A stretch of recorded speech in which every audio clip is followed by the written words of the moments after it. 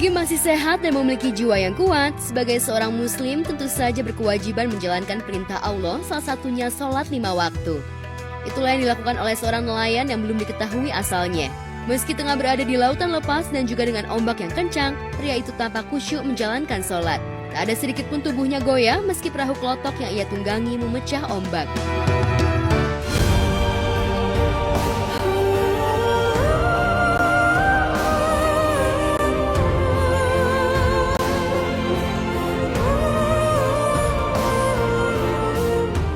Kalau orang yang sudah mendapatkan kenikmatan beribadah kepada Allah Subhanahu wa taala tuh dimanapun, dalam kejadian apapun di tempat apapun, dia tetap aja akan beribadah gitu. Pemandangan ini tentu saja membuat kita yang masih sehat dan acap kali lalai meninggalkan sholat merasa terpukul dengan pemandangan tersebut. Meski di tengah lautan di atas perahu klotok, pria itu masih menjalankan sholat. Tak ayal, video berdurasi singkat itu pun viral di jejaring maya dan mendapat komentar beragam dari warganet.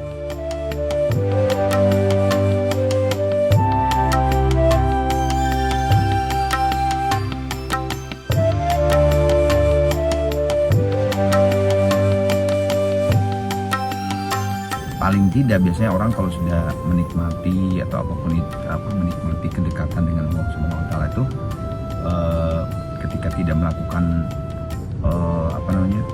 kewajiban pun sebagai muslim gitu, atau sebagai muslim pasti setiap saat wirid lah, atau wirid paling tidak itu udah jadi standar untuk orang-orang yang memang sudah sangat dekat, sudah sangat biasa berdialog dan menikmati apa itu nikmatnya ibadah.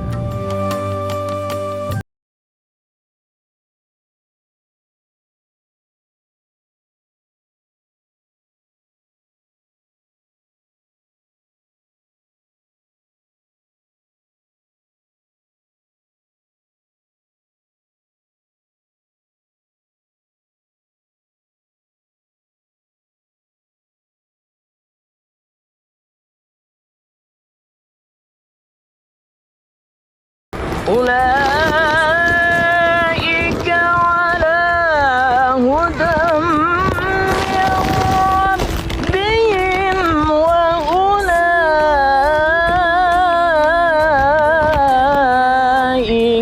هم المفلحون.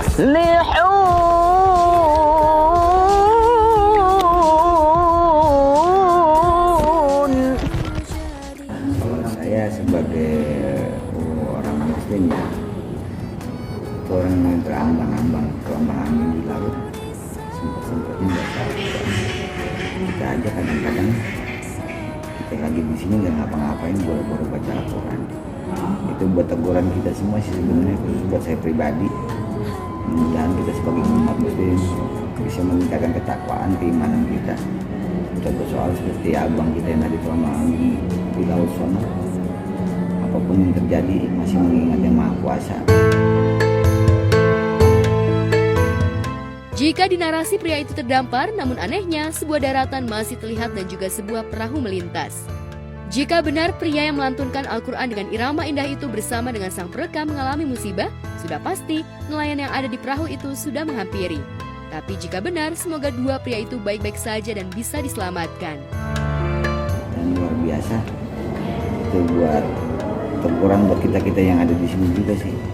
Manapun kita berada, sempat-sempatinlah baca kitab suci kita Al-Quran. Bilang kita termasuk golongan yang menerima. Selamat Hari Lebaran, minal aidin wal faizin. Selamat hari. Di tempat terpisah, Lebaran Idul Fitri sudah di pelupuk mata. Selain meningkatkan ibadah di akhir Ramadan, umat muslim juga tengah mempersiapkan atau membuat kudapan untuk Lebaran nanti. Tak terkecuali saudara selebriti tanah air yang juga ikut bahkan terlibat sendiri di dapur untuk membuat makanan khas Lebaran. Bunga Citra Lestari misalnya yang tampak semangat ketika berada di dapur untuk membuat rendang daging. Dari mulai memotong daging hingga meracik bumbu, wanita yang karib disapa BCL itu terlibat langsung. Dan seperti inilah kehebohan BCL ketika membuat rendang daging. Yang sekarang hari ini apa? Tambah apa? Menunya? Apa?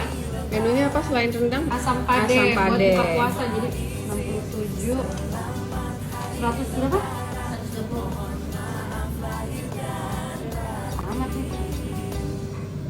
Ya, kegedean gak nih? Enggak lah ya. Nanti pecah tuh. Ya udah lah ya. Makan aja nih saya gede-gede. Ini makan sate. Kegedean. Kegedean apa enggak nih? Udah lah. Nanti hancur. Enggak, ntar kering. Mau mana? Hah? Ya nggak apa-apa gede-gede. Oke.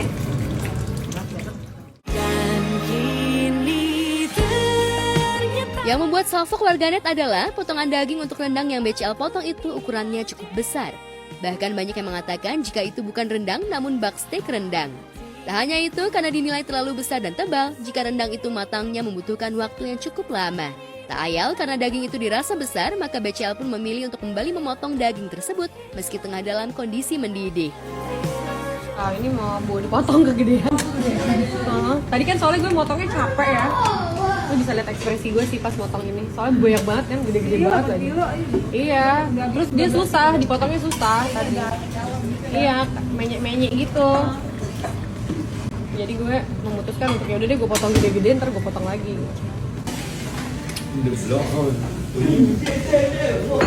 Itu aneh nggak dia ya?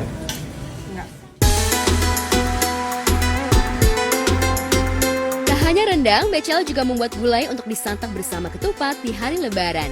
Dan tak kalah menjadi sorotan adalah panci yang digunakan untuk memasak gulai itu ukurannya jumbo. Day 2. Pas Lebaran, mereka lagi nggak ini? Ada lagi ya? Sambalnya tuh belum itu. Asam.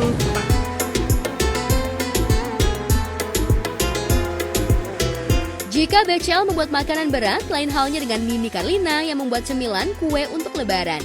Ditemui di kediamannya, Nini tampak tengah mempersiapkan segala keperluannya untuk membuat kue. Nini tak sendiri, ia ditemani oleh anak tercinta. Dan inilah keseruan Nini saat membuat kue Lebaran bersama sang anak. Nah, pemirsa, Ibu sudah bersama dengan Diandra di sini. Dan ada teman-teman Diandra juga yang cantik-cantik imut-imut ya kan? Semua hari ini Diandra mau bikin kue sama teman-teman. Kuenya apa deh? Kuenya itu namanya bola-bola coklat. Yeay! Di sini bahannya ada biskuit-biskuit gitu ya, kayak ada Oreo, regal gitu. Terus sama susu kental manis yang coklat sama yang putih. Sama ada meses nih. Buat topping ya? Iya, buat topping. Ditutup dulu kayak begini, ditutup begini. Nah, ditutup begini ya, oke. Terus sekarang mari kita luapkan emosi kita untuk memukuli si biskuit sekuat-kuatnya. Ya, 1, 2, 3. Ya. Kelihatan nih lagi emosi sama siapa, Ge? Ada juga nih lagi emosi sama siapa? Silahkan yang coklat boleh duluan, boleh yang putih gantian. Boleh gantian, ya.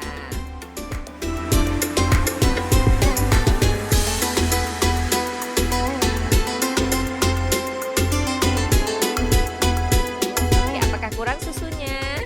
Coba ditambah lagi susunya sedikit lagi. Nah, tuh lihat, ini udah nih Diandra nih udah bisa tuh. Nih, seperti ini pemirsa nih, tuh. Jadi dicetak ya, teman-teman ya. Lihat Diandra, teman-teman. Tuh, Diandra sudah mulai mencetak, teman-teman ya. Ini juga sebenarnya toppingannya nggak mesti coklat ya pemirsa ya. Setelah selesai, kue tersebut mereka masukkan ke kulkas. Tradisi membuat kue jelang Lebaran memang selalu dilakukan Nini dan keluarga. Apalagi banyak tamu mulai dari saudara, kerabat, dan juga sahabat yang datang ke kediamannya. Maka mau tak mau, Nini menyempatkan diri untuk membuat kue. Nah, sekarang saatnya kita mau nyimpen hasil karyanya ke dalam kulkas. Let's go, Besti. Ya, silahkan dimasuki.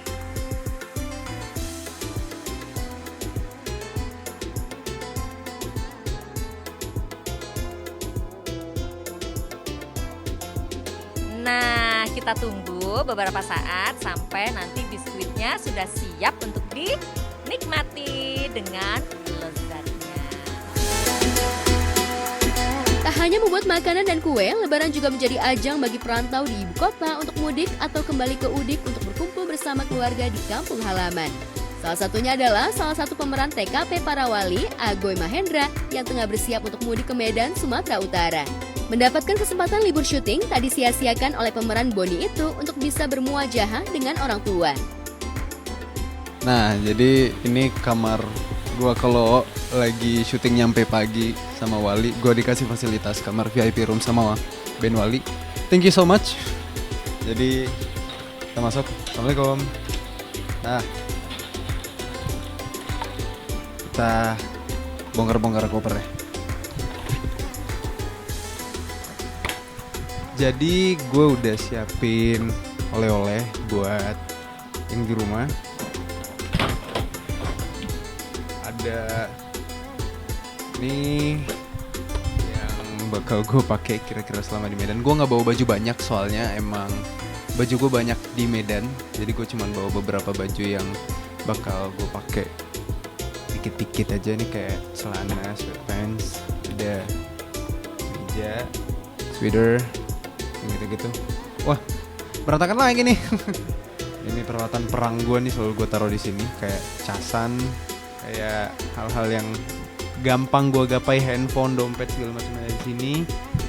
Terus kita masuk ke sesi yang ini. Nah, gue selalu bawa ini peralatan yang paling penting, vitamin-vitamin buat menjaga kesehatan, apalagi syuting gak karuan misalnya sampai pagi atau lagi ngerasa gak enak badan. Ini pertolongan pertama banget. Begitu gue ngerasa ada yang janggal dari tubuh gue nih, abis gue minum ini pasti langsung terang lagi dunia.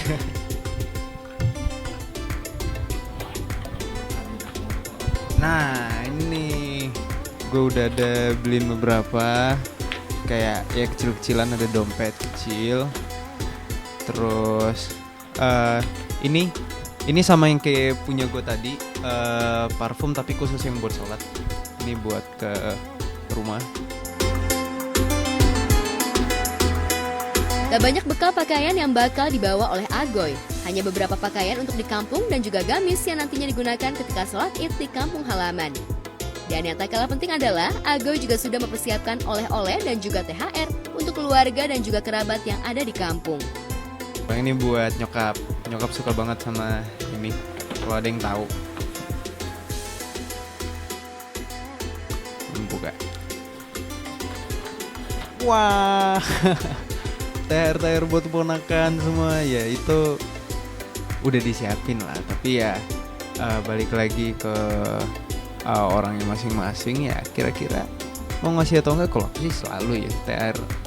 Ponakan-ponakan aku tuh pada bawel, "Om kapan pulang? Aku kirain kangen kan, THR-nya mana om?" Waduh, ternyata ada maunya dia. Lantas apa yang membuat Agoy begitu rindu dengan rumah?